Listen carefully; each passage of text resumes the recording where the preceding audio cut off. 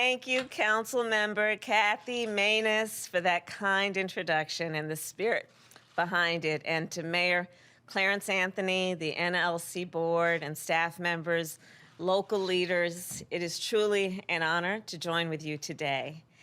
And of course, as Kathy said, we gather at the start of an important week for our country. Yes, we are honoring the women of our country and the world, but this is also a week for our country that could mark a real turning point in our fight against COVID-19. Last weekend, as you know, the House of Representatives passed our American Rescue Plan. It is a plan that will provide immediate relief to America's cities, towns, and villages, and directly to the American people.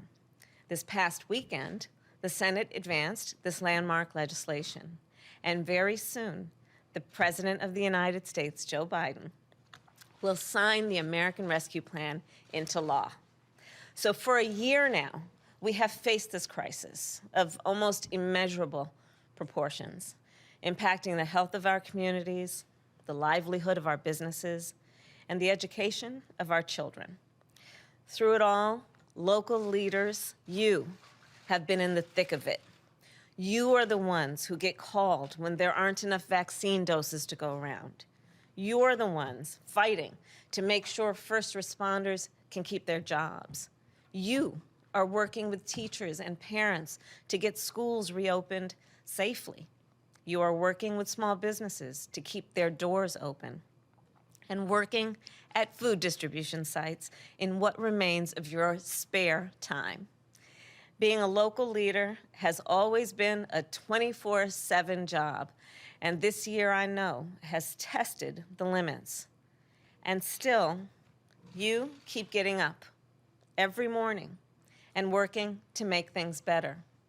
So on behalf of myself and President Biden, who I think you all know, both of us served as local leaders, we thank you, we thank you, we thank you.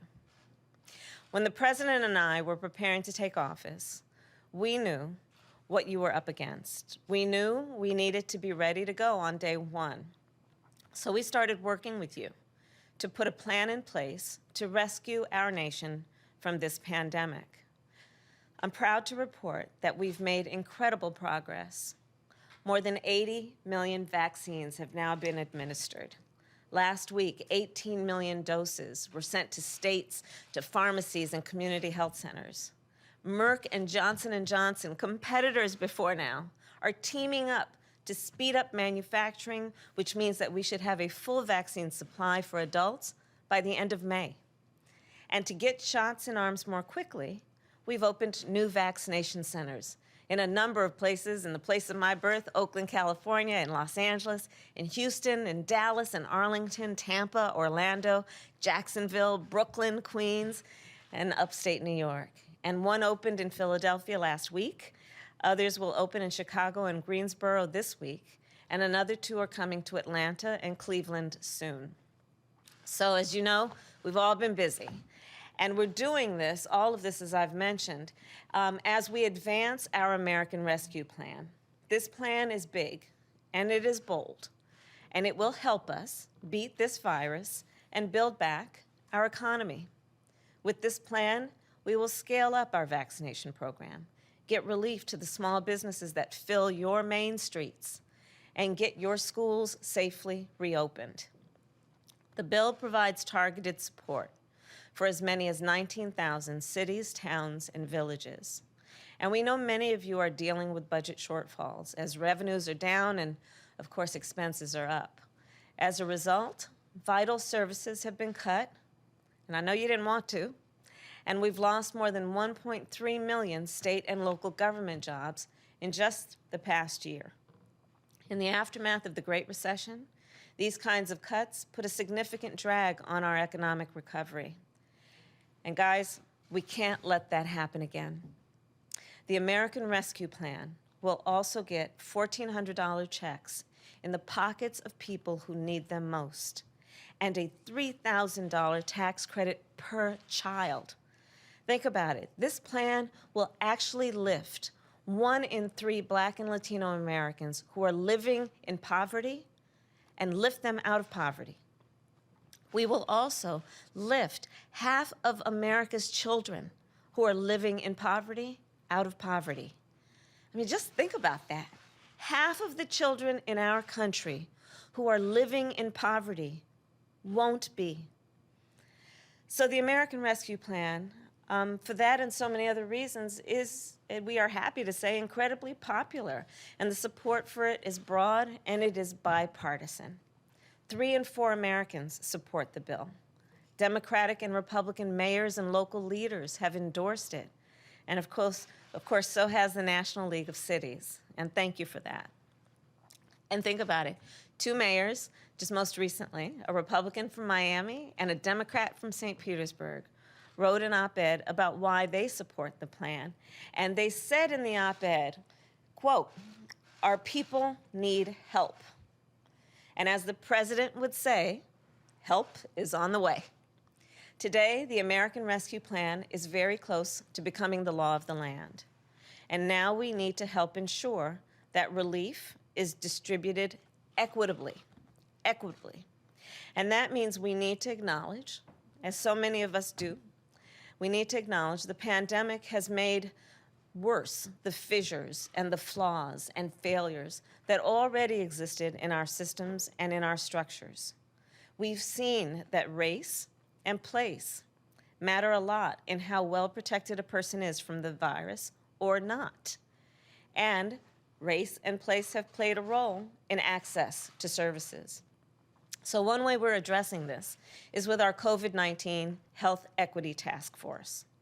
This task force stemmed from a bill I introduced in the United States Senate to have a dedicated group of experts who report on the disparities that exist in the allocation of resources.